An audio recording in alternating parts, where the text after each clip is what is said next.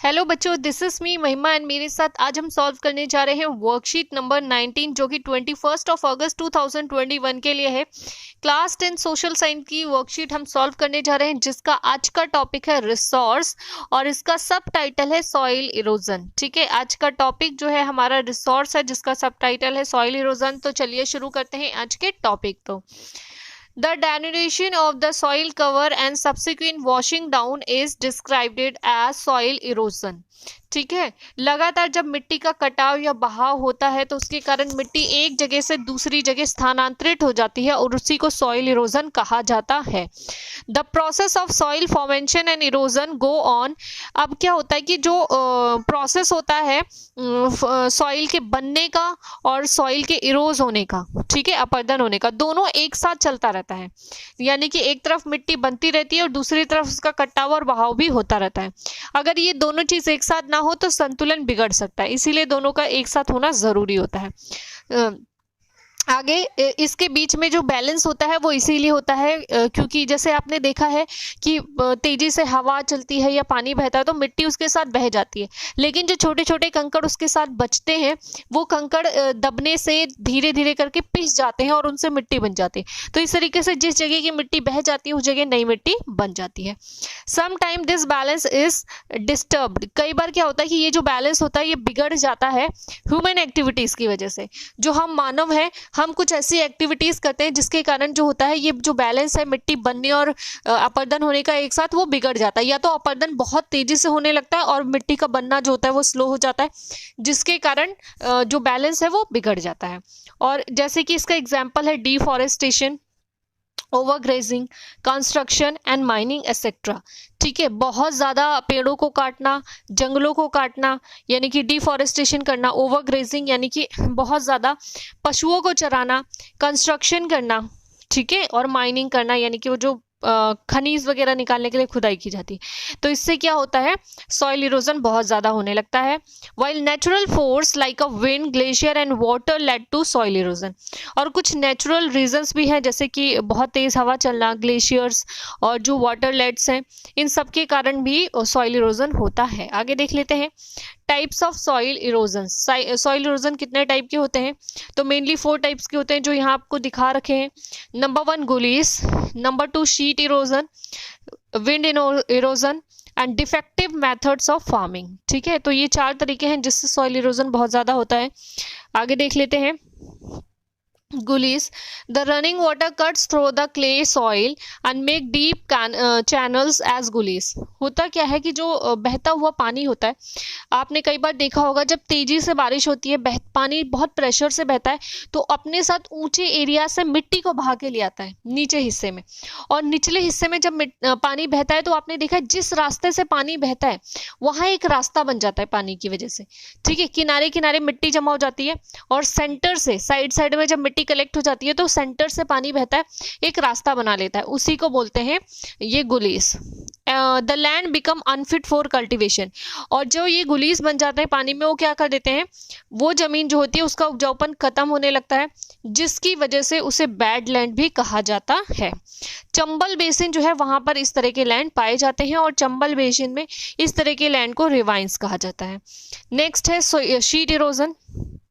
Sometime water flows as a sheet over large areas down slope। कई बार क्या होता है कि ऊंचाई से पानी जब नीचे की तरफ बहता है तो बहुत लंबे एरिया में फैल कर पानी बहता है। जैसे एक होता है ना पतला सा पानी एक किनारे से बह रहा है, ऐसा नहीं, जब बहुत सारा पानी फैल कर बहता है ऊपर से नीचे की तरफ तो क्या करता है कि पानी जो है वो अपने साथ ढेर सारी मिट्टी को घोल लेता है और घुली हुई मिट्टी पानी के साथ ऊपर से नीचे बह जाती है, उसे ही शीट इरोजन कहते हैं। In such cases the top soil is washed away.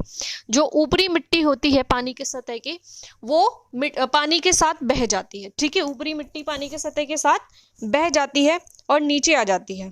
This is known as sheet erosion. इसी को शीट इरोजन कहा जाता है। नेक्स्ट है wind erosion.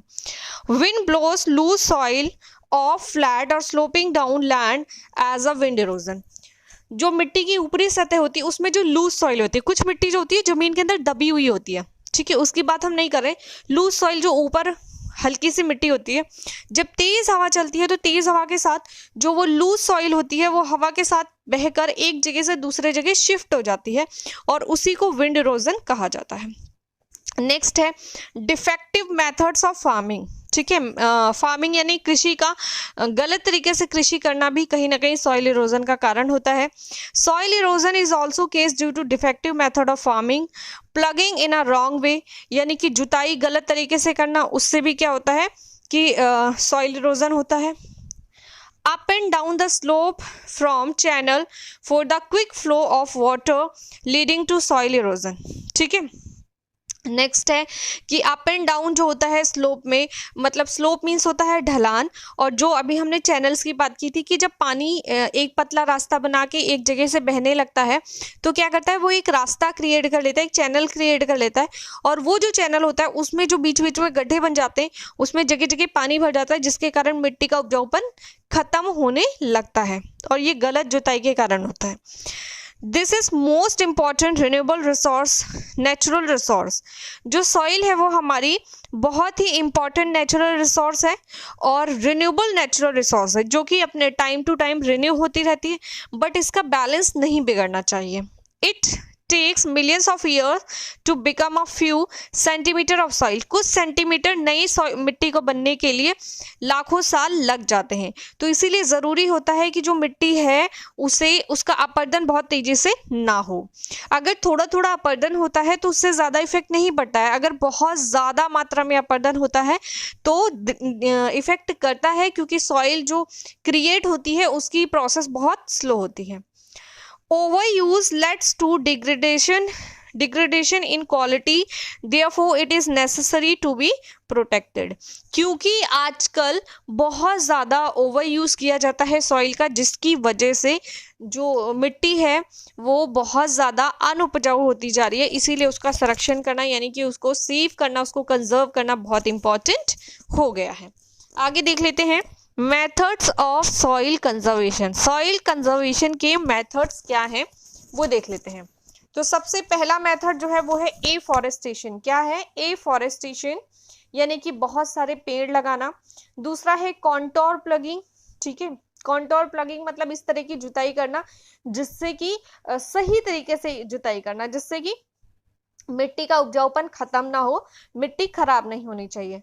Strip cropping, strip cropping का मीनिंग होता है कि एक ही जमीन पर एक ही समय में एक से अधिक फसल उगाना। उससे दो बेनिफिट होते हैं। एक क्या होता है कि एक फसल जो बहुत ज्यादा मिट्टी के उसमें मिट्टी के अंदर नाइट्रोजन और कुछ ऐसे तत्व होते हैं जो फसल उगाने के लिए अच्छे होते हैं, तो किसी ऐसी एक फसल को, दो या तीन फसल को मिक्स करके उगाते हैं कई बार किसान। उससे क्या होता है, एक फसल उसमें ऐसी होती है जो मिट्टी से ज्यादा मात्रा में नाइट्रोजन लेती है और दूसरी फसल ऐसी होती है जो बहुत कम मात्रा में लेती है, यानी कि वो मिट्टी का बैलेंस नहीं बिगड़ने देते, मिट्टी के बैलेंस को बना के रखते हैं और इससे जमीन की उपजाऊपन भी बढ़ती है, खत्म नहीं होती है।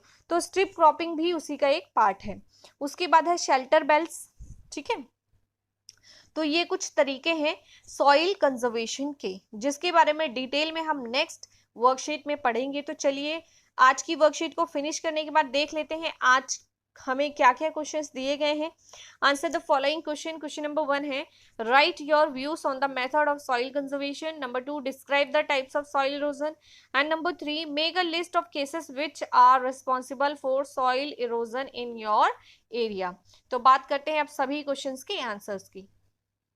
तो चलिए देख लेते हैं आज के सभी प्रश्नों को। आज का फर्स्ट क्वेश्चन है write your views on method of soil conservation, यानी कि सॉइल कंजर्वेशन के आपको जो मेथड्स हैं उनके ऊपर अपने व्यूज बताने हैं। तो methods of soil conservation: afforestation, crop rotation, strip cropping and contour plugging, ये मेथड्स हैं सॉइल कंजर्वेशन के। एफॉरेस्टेशन मतलब होता है बहुत सारे पेड़ लगाना, यानी बहुत सारे पेड़ पौधे लगाने से क्या होता है, मिट्टी का कटाव रुक जाता है, क्योंकि पेड़ों की जो जड़ें होती हैं मिट्टी को होल्ड करके रखती हैं, जिससे कि मिट्टी का कटाव या बहाव नहीं होता है। क्रॉप रोटेशन मतलब होता है एक जमीन पे एक से अधिक फसल को रोटेट करके लगाना, जिससे कि मिट्टी का उपजाऊपन समाप्त ना हो। एंड स्ट्रिप क्रॉपिंग का मतलब होता है स्ट्रिप, जैसे कि जमीन के ऊपर लंबी लंबी, सपोज ये आपकी फील्ड है और इस पे इस तरीके से स्ट्रिप्स बना दी जाती है और इन्हीं पे फसल लगाई जाती है। स्ट्रिप्स से बीच में खाली जगह छोड़ दी जाती है, उसे ही स्ट्रिप क्रॉपिंग बोलते हैं। कॉन्टोर प्लगिंग होता है। तो ये ऐसे तरीके हैं जिससे कि सॉइल कंजर्वेशन किया जा सकता है। आगे देख लेते हैं। Conservation of soil has become very important today's era because nowadays farmers use more and more chemical fertilizers and pesticides in the desire for more yield on less land. आजकल कम जमीन पे ज्यादा उत्पादन होने की लालसा रखने के कारण किसान जो है वो बहुत ज्यादा केमिकल फर्टिलाइजर और पेस्टिसाइड्स का यूज करने लगे हैं, जिससे कि जमीन का उपजाऊपन भी समाप्त होने लगा और जो फसल उससे उपलब्ध होती है वो भी खाने के लिए, सेहत के लिए अच्छी नहीं होती है। तो इसलिए आजकल सॉइल कंजर्वेशन बहुत इंपॉर्टेंट हो गया है। बात करते हैं क्वेश्चन नंबर 2 की। क्वेश्चन नंबर 2 है describe the types of soil erosion. तो टाइप्स ऑफ सॉइल इरोजन है number 1 gullies. The running of water cuts through the clay soil and make deep channels as gullies. This kind of land becomes unfit for cultivation and is known as gullies. ठीक है, यहाँ पे गुलीज लिख लेना आप इस तरीके से। तो इसका मतलब ये होता है कि जो बहता हुआ पानी है जब वो प्रेशर से बहता है तो एक रास्ता बनाते हुए जाता है, एक गहरा सा रास्ता बनाते हुए जाता है जो धीरे धीरे उस जगह की मिट्टी का उपजाऊपन समाप्त करते जाता है और इसी को गुलीस कहा जाता है। ऐसी जमीन, जिस जमीन पे ऐसा ये सिचुएशन क्रिएट होती है, वो उपजाऊपन उसका समाप्त हो जाता है और कृषि के लिए वो अच्छी नहीं रहती है। Number 2 sheet erosion. Sheet erosion क्या होता है? Sometime water flows as a sheet cover large areas down slope. In such cases top soil is washed away and this is known as sheet erosion. Sheet erosion का मतलब होता है जब पानी फैलकर, चारों तरफ फैलकर ऊपर से नीचे की तरफ बहता है तो वो पानी अपने साथ, पानी के साथ साथ मिट्टी को भी बहाकर ले जाता है, उसे ही शीट इरोजन कहते हैं। नेक्स्ट है विंड इरोजन। जब तेज हवा अपने साथ ढेर सारी मिट्टी को उड़ा के एक जगह से दूसरे जगह ले जाता है उसे विंड इरोजन कहते हैं। तो wind blows loose soil of flat और sloping land is known as wind erosion. ठीक है, जब तेज हवा चलती है तो आंधी या हवा टाइप जो होती है वो अपने साथ ऊपर की जो लूज सॉइल होती है, मिट्टी जो होती है, कुछ नीचे वाली जमी हुई मिट्टी होती है, ऊपर वाली जो हल्की लूज सॉइल होती है, वो हवा जो होती है उस मिट्टी को अपने साथ बहा कर ले जाती है, उसे ही विंड इरोजन कहते हैं। नेक्स्ट है defective methods of farming. Farming के लिए डिफेक्टिव मेथड यूज करना भी अपने आप में सॉइल इरोजन का एक कारण होता है।